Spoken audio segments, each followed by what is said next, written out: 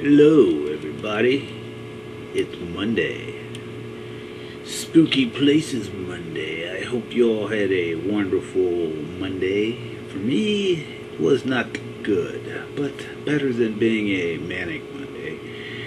And being Monday means it's time for Spooky Places. And this Monday, we shall cover a few different places, mostly in Ohio. That's the place that I found this week that had the few interesting places I have not seen yet. And the first place we shall stop at is the Roseville Prison, located off of OH 93 in Roseville, Ohio. The Roseville Prison is no longer active and is owned by a private individual. It was a satellite prison of the Ohio State Penitentiary in Columbus, Ohio. The other satellite prison was located in Junction City. It was demolished in spring 2005, the one at Junction City, that is. Prisoners with good behavior were sent to the satellite prisons to work at the brick plants. The Roseville prison is supposedly haunted. The most popular story about it is The Lady in White. Legend has it that if you visit the prison at night, you can see the apparition of a young woman in a white dress jump to her death from the roof of the main prison building. Others claim that you can see the prisoners wander through the hallways. There's been reports of people being touched, hearing cell doors slam, and noticing strange lights and sounds. We now move on to Wood Country Historical Center in Bowling Green, Ohio. The Wood County Historical Center and Museum is located in the former Wood County Home Infirmary. County Home opened in 1869. First people to live in the county home were 6 inmates from the county insane farm.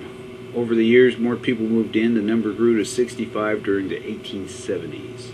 People who lived in the county home helped keep it up by farming the 150 acres of land, constructing new buildings, and doing basic household chores. The Wood County home was in operation until February 15, 1971. The residents were moved into a new faculty facility, and the county commissioners planned to have the building torn down. But thanks to Lyle Fletcher, Secretary of the Park Commission and editor of the Wood County Historical Society, the building was saved. He suggested the county home be saved and used as a museum. He was able to get enough support for this idea, and the museum opened in 1975. Even though the county home wasn't a horrible place to live, many of the people there were very down on their luck and were therefore quite depressed. Many residents also died there, from sickness, old age, suicide, even murder. Maybe that's why the Wood County home has so many ghost stories surrounding it. It is uncommon to hear the sound of footsteps in the building, even when workers are alone, especially in the lunatic house, where the violent and insane inmates lived. People have also claimed to see the apparitions. One most frequently seen ghost is that of an old lady wearing pajamas. People have also supposedly seen an old man walking out of the upstairs room with his arms stretched out in front of him. Psychics and ghost hunters have captured orbs and strange sounds on video and film. We now move on to the Trans-Allegheny Lunatic Asylum. I guess being a Manic Monday, it's best to stop off at a bunch of lunatic asylums. This one is in Weston, West Virginia. The Trans-Allegheny Lunatic Asylum is also known as Weston State Hospital. It was constructed between 1858 and 1881 and was designed by architect Richard Andrews. It is one of the last remaining Kirkbridge buildings in the United States. A design that was created by Thomas Kirkbride, that is. It is also the largest hand-cut stone building in North America and is believed to be the second largest in the world next to the Kremlin in Russia. The hospital was closed in 1994. Many people believe the Trans-Allegheny Lunatic Asylum is haunted by former patients and staff.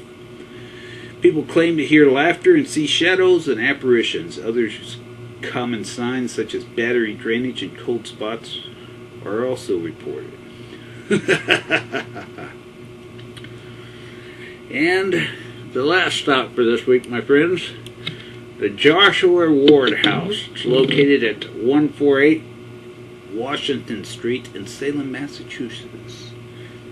The Joshua Ward House is one of the most haunted houses in America, supposedly. It was the home of Joshua Ward, a wealthy sea captain. Most believe the house is haunted by George Corwin, the High Sheriff during the witch trials. The Joshua Ward House was built on the foundation of his old house, and for many years Corwin was buried in the basement. His body was eventually moved to the Broad Street Cemetery, but many believe his spirit still lingers around the house.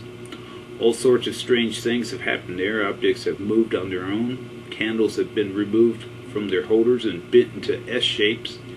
And the security alarm once went off over 60 times in 2 years. People who have worked in the building over the years have also seen a ghostly woman roaming the floors.